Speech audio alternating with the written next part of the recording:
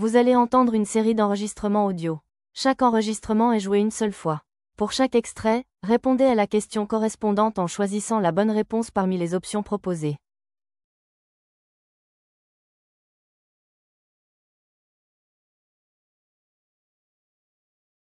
Durée totale de l'épreuve, environ 40 minutes.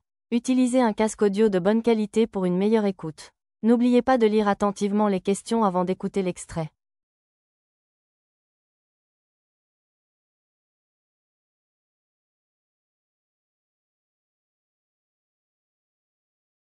Question 1 à 4. Conversation avec dessin.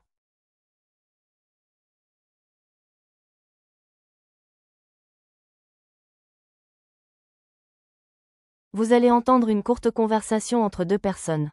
Indiquez à quel dessin correspond chaque conversation.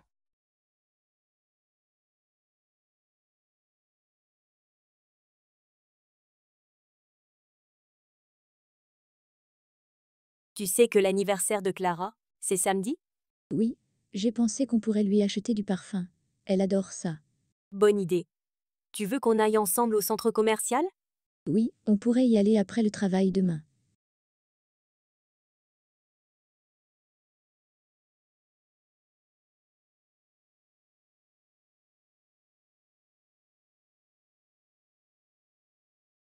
Tu n'écoutes plus de musique aujourd'hui? Non, maman, j'ai envie de peindre. Ah, tu préfères tes pinceaux à ta guitare? Oui, je veux finir mon tableau.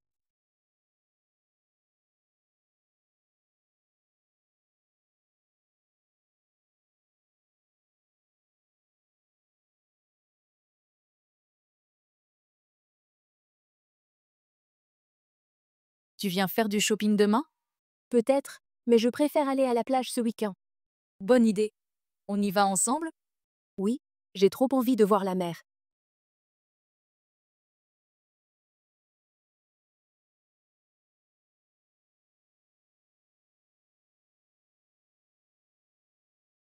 Attention, chers voyageurs, en raison d'un problème technique, le train en direction de Lyon, prévu à 15h20, aura un retard d'environ 30 minutes. Nous vous prions de rester attentifs aux annonces en gare pour toute mise à jour. Merci de votre compréhension.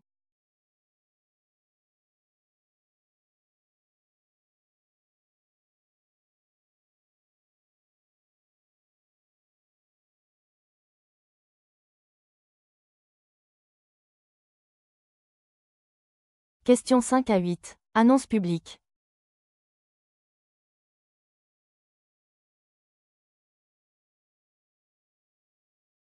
Vous allez entendre des annonces diffusées dans un lieu public. Pour chaque annonce, répondez à la question correspondante.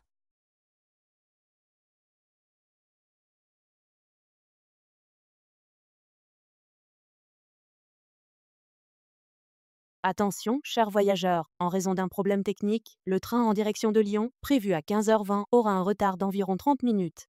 Nous vous prions de rester attentifs aux annonces en gare pour toute mise à jour.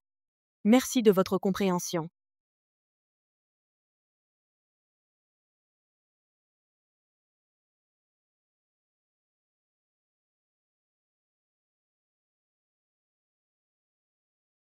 Chers clients, nous vous informons que le supermarché fermera exceptionnellement ses portes aujourd'hui à 18 h au lieu de 20 h, en raison d'un inventaire général. Merci de bien vouloir vous diriger vers les caisses dès maintenant. Nous vous remercions de votre compréhension et fidélité.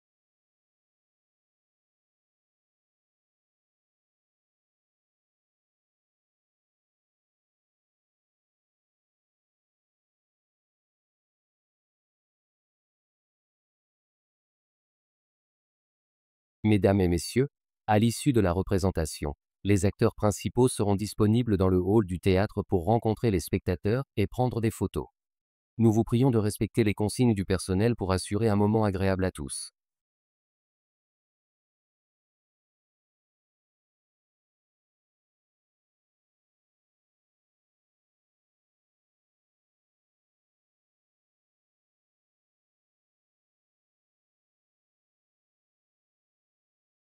Attention, chers habitants, à l'occasion de la fête de quartier ce samedi, la rue principale sera fermée à la circulation de 14h à 22h.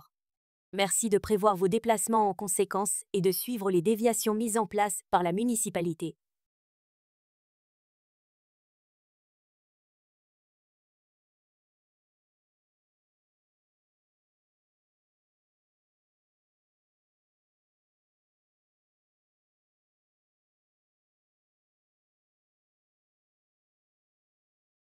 Question 9 à 14. Message sur répondeur téléphonique.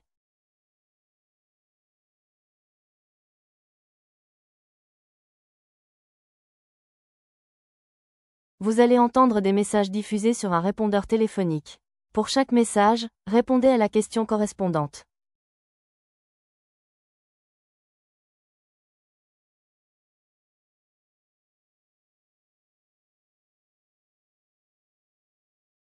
Bonjour, je vous appelle pour savoir si vous avez bien reçu ma candidature pour le poste de graphiste junior.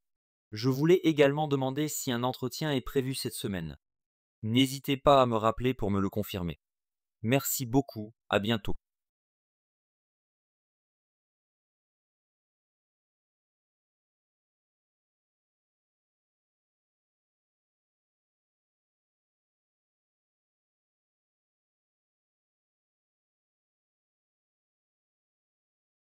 Bonjour madame, je vous appelle au sujet de la sortie scolaire prévue vendredi. Nous aurions besoin que vous signiez l'autorisation pour que votre fils puisse y participer. Merci de passer à l'accueil de l'école demain matin. Bonne journée et à bientôt.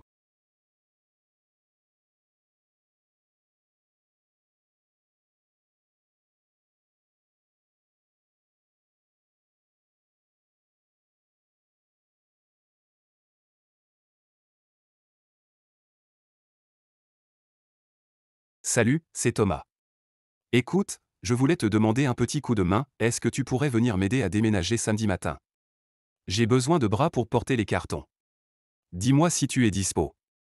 Merci beaucoup, à bientôt.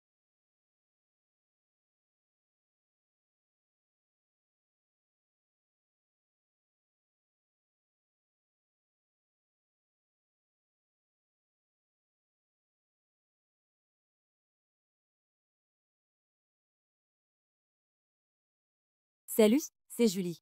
J'organise une petite sortie entre amis samedi soir pour aller voir le nouveau film qui fait sensation en ce moment. Je me disais que ça te plairait sûrement. Si tu es disponible, fais-moi signe, ce serait vraiment chouette de passer la soirée ensemble. À bientôt, j'espère.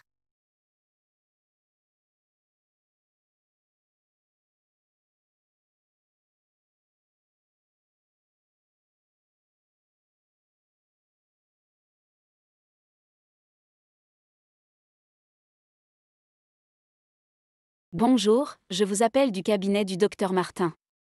Nous voulions vous prévenir que votre rendez-vous prévu demain à 10h30 est reporté à jeudi à la même heure.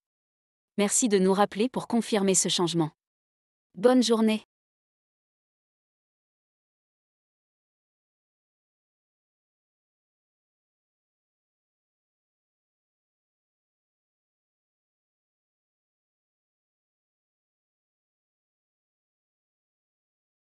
Salut, c'est Sylvie. J'organise une petite fête chez moi samedi soir pour célébrer mon anniversaire. J'aimerais beaucoup que tu sois là, ce serait l'occasion de se retrouver et de passer un bon moment. Dis-moi vite si tu peux venir.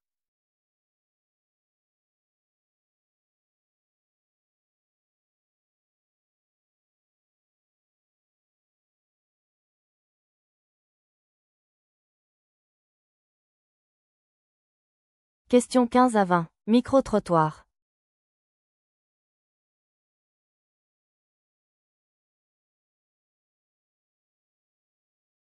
Vous allez entendre 3 personnes répondre à la question suivante. Pensez-vous qu'il est important de limiter l'utilisation des réseaux sociaux chez les adolescents? Indiquez si la personne interrogée, A, est totalement pour. B, est moyennement pour. C, est totalement contre. D, n'a pas d'avis sur la question.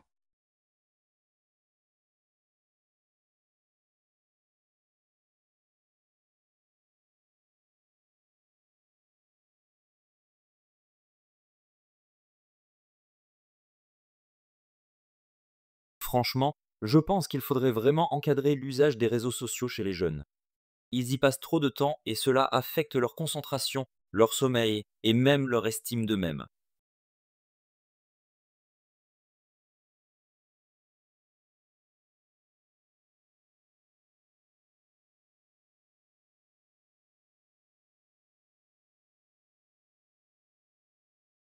Je comprends les inquiétudes, mais à mon avis, il faut laisser une certaine liberté. Avec une bonne éducation, les adolescents peuvent apprendre à gérer eux-mêmes leur temps passé sur les réseaux.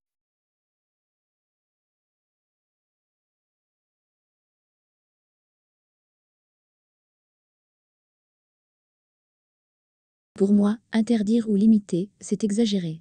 Les réseaux sociaux font partie de la vie moderne, et c'est aux parents de discuter avec leurs enfants, pas à l'État d'imposer des règles.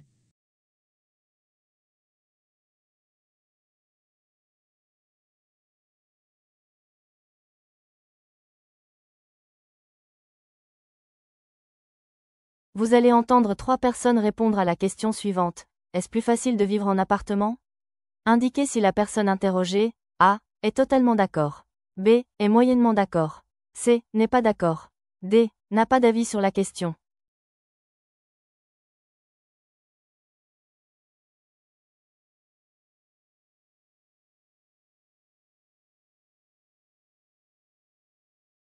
Pour moi, clairement oui. C'est plus simple. Moins d'entretien, pas de jardin à gérer, et tout est à portée de main en ville. Franchement, je trouve que c'est plus pratique.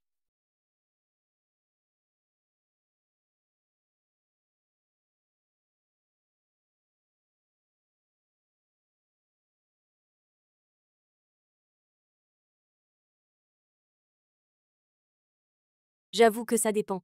L'appartement, c'est bien pour la commodité, mais parfois, l'espace manque et on se sent à l'étroit. Je dirais que c'est plus facile, mais pas toujours.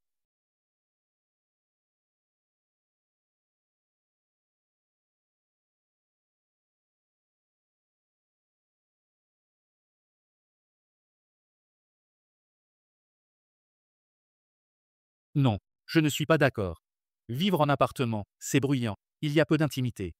À la campagne, dans une maison, la vie est plus calme et plus agréable.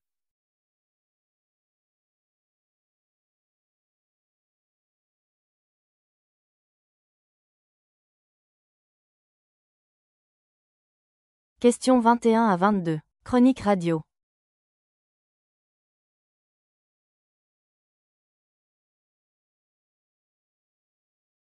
Vous allez entendre des émissions de radio.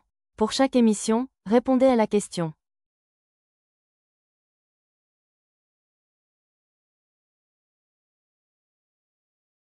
Écoutez bien. Il est fascinant de voir comment l'intelligence artificielle s'immisce désormais dans tous les aspects de nos vies.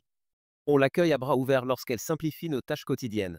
Recommandations personnalisées, assistants vocaux, traduction instantanée. Mais ce qui devrait davantage nous interroger, c'est la dépendance insidieuse qui s'installe.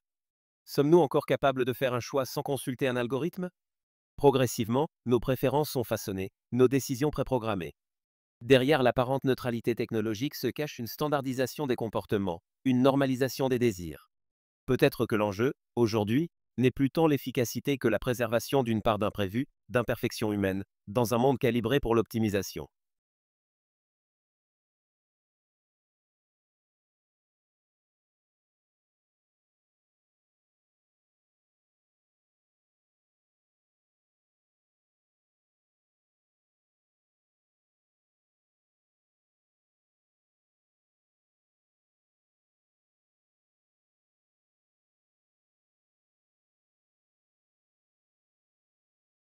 Aujourd'hui, j'aimerais m'arrêter sur un paradoxe frappant. Jamais on n'a autant parlé d'écologie, jamais on n'a autant affiché ses engagements verts et pourtant, les émissions de CO continuent d'augmenter. Les entreprises rivalisent d'ingéniosité pour afficher des slogans durables, les particuliers s'empressent de trier, de consommer local. Mais au fond, est-ce suffisant? Ce verdissement de façade, ce qu'on appelle parfois le greenwashing, sert-il réellement la planète ou bien surtout l'image des marques? Pendant que l'on s'achète une bonne conscience avec quelques gestes symboliques, les structures profondes, production massive, transport mondial, logique du profit, restent à inchanger. Peut-être est-il temps de se demander si le problème ne réside pas dans notre rapport même à la consommation.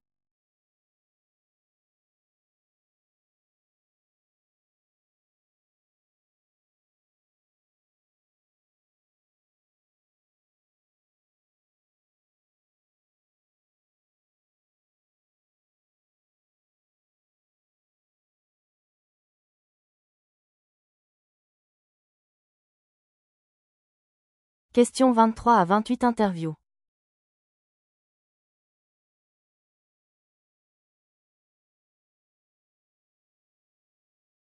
Vous allez entendre des extraits d'interviews. Pour chaque extrait, répondez aux questions.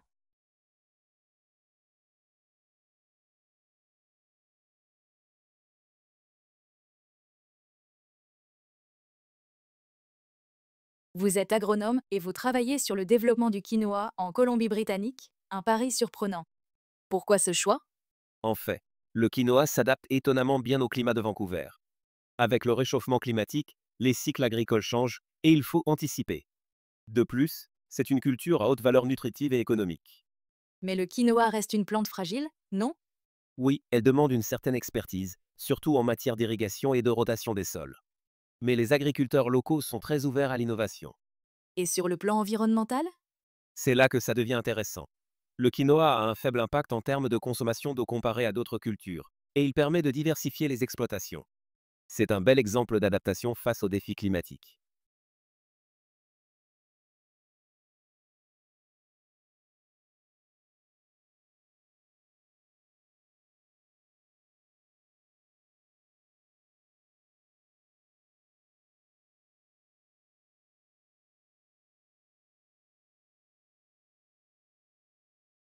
Vous êtes agronome et vous travaillez sur le développement du quinoa en Colombie-Britannique, un pari surprenant. Pourquoi ce choix? En fait, le quinoa s'adapte étonnamment bien au climat de Vancouver. Avec le réchauffement climatique, les cycles agricoles changent et il faut anticiper. De plus, c'est une culture à haute valeur nutritive et économique. Mais le quinoa reste une plante fragile, non? Oui, elle demande une certaine expertise, surtout en matière d'irrigation et de rotation des sols. Mais les agriculteurs locaux sont très ouverts à l'innovation. Et sur le plan environnemental? C'est là que ça devient intéressant. Le quinoa a un faible impact en termes de consommation d'eau comparé à d'autres cultures, et il permet de diversifier les exploitations. C'est un bel exemple d'adaptation face aux défis climatiques.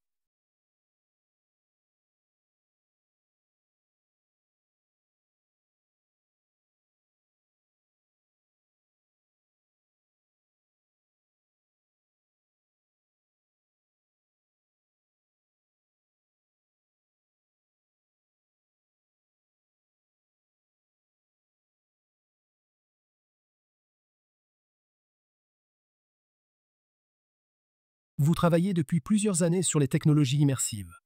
Quels enjeux principaux voyez-vous derrière l'essor de la réalité virtuelle? Il y a un immense potentiel, notamment en formation professionnelle, en santé, même dans l'art. Mais attention, il y a aussi un risque de dérive. Plus l'expérience est immersive, plus elle peut être manipulatrice. Il faut se demander, qui conçoit ces univers? Avec quelles intentions? Pourtant, ces outils sont très prometteurs. Bien sûr, ils permettent des expériences inaccessibles autrement. Mais il ne faut pas être naïf, une technologie n'est jamais neutre. Ce n'est pas l'outil en soi, mais l'usage qui en est fait, qui pose question. Donc vous appelez à plus de vigilance? Absolument. Il ne s'agit pas de rejeter en bloc, mais de développer une culture critique, dès maintenant.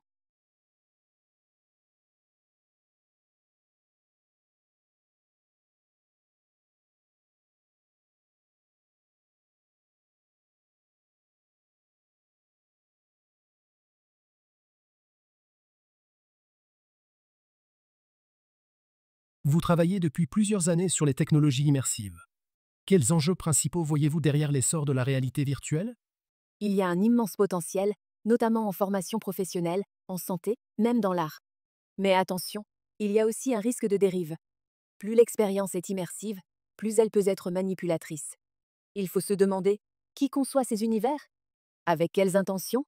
Pourtant, ces outils sont très prometteurs. Bien sûr, ils permettent des expériences inaccessibles autrement. Mais il ne faut pas être naïf, une technologie n'est jamais neutre. Ce n'est pas l'outil en soi, mais l'usage qui en est fait, qui pose question.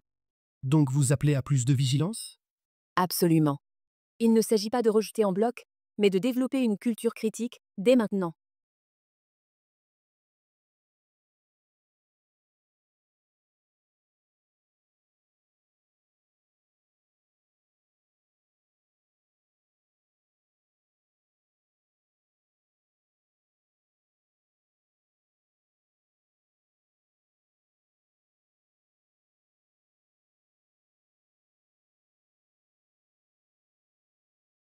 À quelques mois des Jeux Olympiques de Paris, quels enjeux majeurs voyez-vous émerger? Il y a évidemment des retombées économiques et symboliques considérables. Attirer le monde entier, projeter une image dynamique, moderniser les infrastructures. Mais derrière cette vitrine, il y a des défis colossaux. La sécurité, la logistique, les coûts environnementaux. Certains dénoncent aussi des promesses non tenues, comme l'inclusion sociale. Absolument. Les JO sont souvent présentés comme un levier pour revitaliser certains quartiers, mais sur le terrain, on observe plutôt des phénomènes de gentrification, des hausses de loyers, des populations fragiles repoussées en périphérie. Faut-il y voir un échec?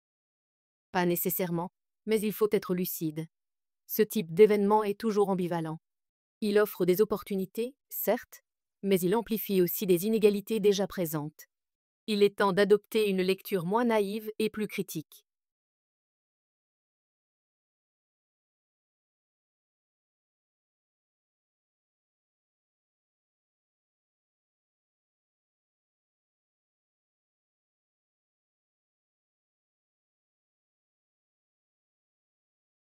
À quelques mois des Jeux Olympiques de Paris, quels enjeux majeurs voyez-vous émerger? Il y a évidemment des retombées économiques et symboliques considérables. Attirer le monde entier, projeter une image dynamique, moderniser les infrastructures. Mais derrière cette vitrine, il y a des défis colossaux. La sécurité, la logistique, les coûts environnementaux. Certains dénoncent aussi des promesses non tenues, comme l'inclusion sociale. Absolument. Les JO sont souvent présentés comme un levier pour revitaliser certains quartiers, mais sur le terrain, on observe plutôt des phénomènes de gentrification, des hausses de loyers, des populations fragiles repoussées en périphérie. Faut-il y voir un échec? Pas nécessairement, mais il faut être lucide. Ce type d'événement est toujours ambivalent. Il offre des opportunités, certes, mais il amplifie aussi des inégalités déjà présentes. Il est temps d'adopter une lecture moins naïve et plus critique.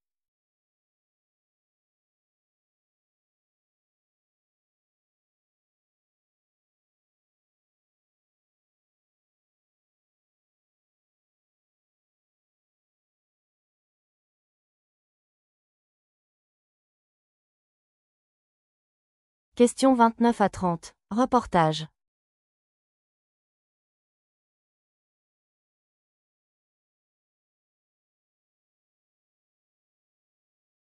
Vous allez entendre un reportage.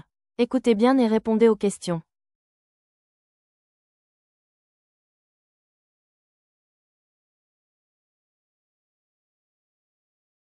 Face à une flambée historique des loyers, les habitants des grandes villes canadiennes expriment leur exaspération. Selon un rapport récent, plus de 40% des ménages consacrent désormais plus du tiers de leur revenu au logement, bien au-delà du seuil de précarité. Même avec 2 salaires, on peine à trouver un appartement décent. Les petites annonces sont saturées, les visites se transforment en enchères. Nous construisons en fonction des dynamiques du marché. Les attentes institutionnelles sont claires. Attirer des capitaux, stimuler la croissance urbaine. Le marché, seul, ne résoudra pas la crise. Il faut des politiques publiques ambitieuses, ciblées sur le logement abordable. Sinon, on amplifie la fracture entre centre et périphérie. Conclusion, malgré les promesses officielles, une solution structurelle paraît encore lointaine, tant les intérêts divergents ralentissent toute réforme d'ampleur.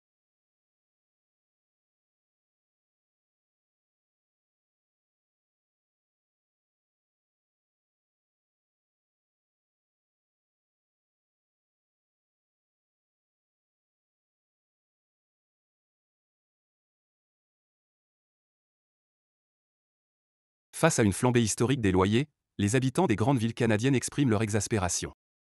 Selon un rapport récent, plus de 40% des ménages consacrent désormais plus du tiers de leur revenu au logement, bien au-delà du seuil de précarité.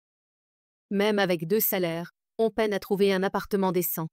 Les petites annonces sont saturées, les visites se transforment en enchères. Nous construisons en fonction des dynamiques du marché. Les attentes institutionnelles sont claires. Attirer des capitaux, stimuler la croissance urbaine. Le marché, seul, ne résoudra pas la crise. Il faut des politiques publiques ambitieuses, ciblées sur le logement abordable. Sinon, on amplifie la fracture entre centre et périphérie. Conclusion, malgré les promesses officielles, une solution structurelle paraît encore lointaine, tant les intérêts divergents ralentissent toute réforme d'ampleur.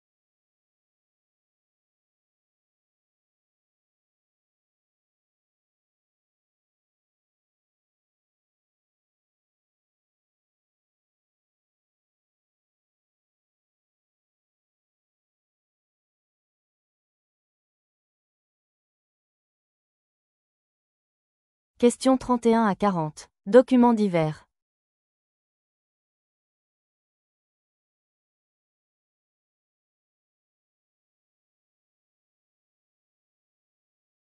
Vous allez entendre 10 documents divers.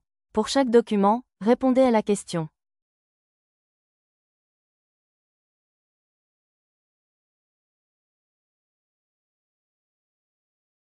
Netflix investit massivement dans ses algorithmes pour suggérer à chaque utilisateur des contenus personnalisés. Pourtant, certains abonnés remarquent que ces recommandations les enferment dans un même type de série ou de film, les empêchant de découvrir des genres différents. Ils finissent par ignorer les suggestions automatiques et cherchent même des nouveautés.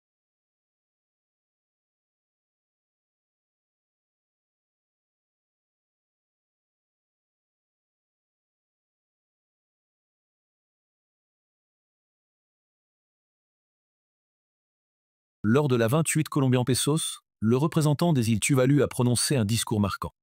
Il a dénoncé l'inaction des grandes puissances face à l'urgence climatique, rappelant que son pays est menacé de disparition à cause de la montée des eaux. Avec une émotion palpable, il a exhorté la communauté internationale à dépasser les déclarations symboliques pour s'engager sur des mesures concrètes et contraignantes.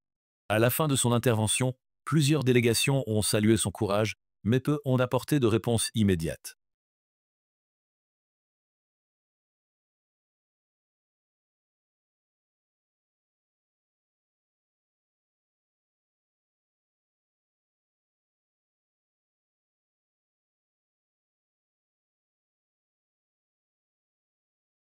Dans son dernier rapport, l'ONU alerte sur la prolifération inquiétante des déchets plastiques qui envahissent les océans, dégradent les écosystèmes marins et menacent les chaînes alimentaires. Bien que plusieurs accords multinationaux aient été signés, les actions concrètes peinent à suivre, freinées par des intérêts industriels puissants et des mécanismes de régulation fragmentés. Certains experts appellent à un sursaut collectif, estimant qu'il ne s'agit plus simplement d'adopter des gestes individuels, mais de redéfinir profondément les modèles de production et de consommation mondiaux.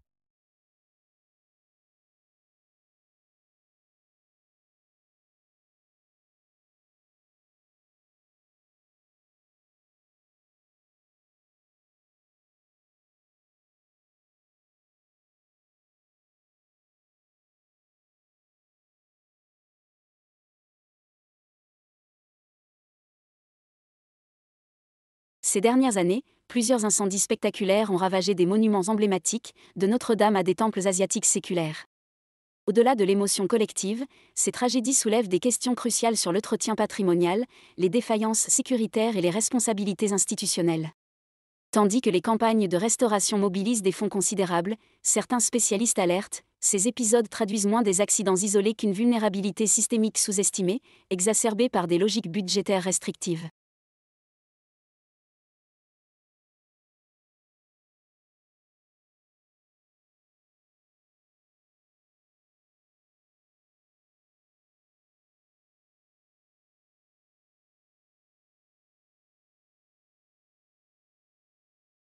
Dans plusieurs démocraties, la liberté d'expression suscite des débats houleux. D'un côté, certains plaident pour un respect absolu, même des propos les plus clivants. De l'autre, des voix alertent sur les dérives, les discours haineux et les impacts sociaux dévastateurs. Des juristes rappellent que garantir cette liberté implique aussi de fixer des bornes, notamment à l'ère numérique, où les messages se propagent à une vitesse inédite, amplifiant polémiques et fractures.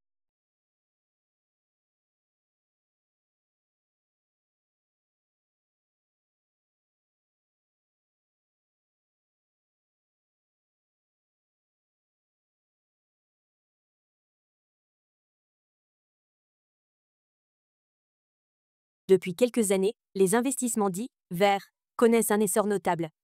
De nombreuses entreprises et banques affirment vouloir orienter leur capital vers des projets durables, respectueux de l'environnement. Pourtant, certains spécialistes mettent en garde contre des pratiques de greenwashing, où l'image écologique prime sur l'impact réel. Selon eux, il est essentiel de vérifier la crédibilité des engagements pour éviter que l'investissement vert ne devienne une simple stratégie marketing.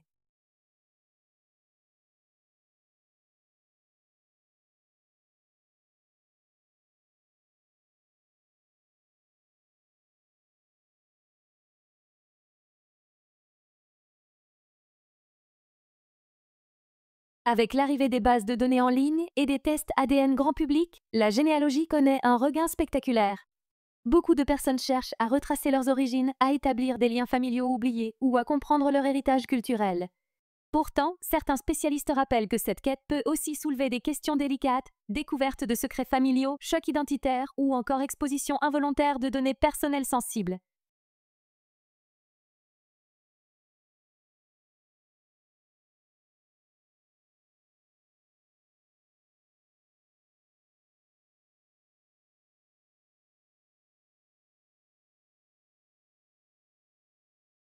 Dans plusieurs régions du monde, les agriculteurs constatent une intensification des épisodes de grêle, causant des dégâts majeurs sur les cultures.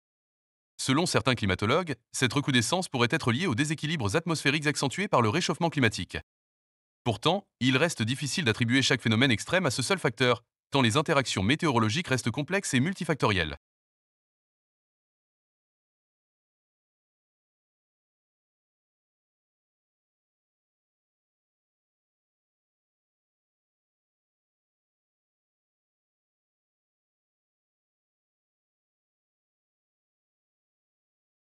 Dans ce contexte, le prix de l'or continue d'atteindre des sommets historiques.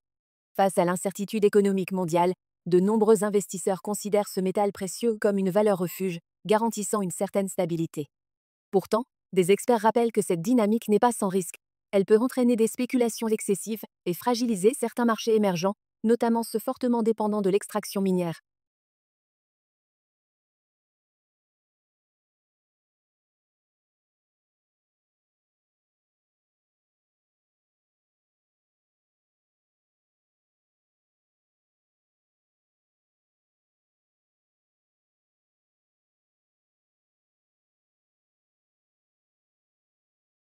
Dans ce climat déjà tendu, les manifestations ont pris une ampleur inattendue. Si, au départ, les rassemblements visaient à dénoncer une réforme spécifique, ils cristallisent désormais des frustrations plus larges. Inégalité sociale, perte de confiance envers les institutions, sentiment de déclassement. Certains observateurs estiment que ces mouvements, bien qu'hétérogènes, révèlent un malaise profond au sein de la société française.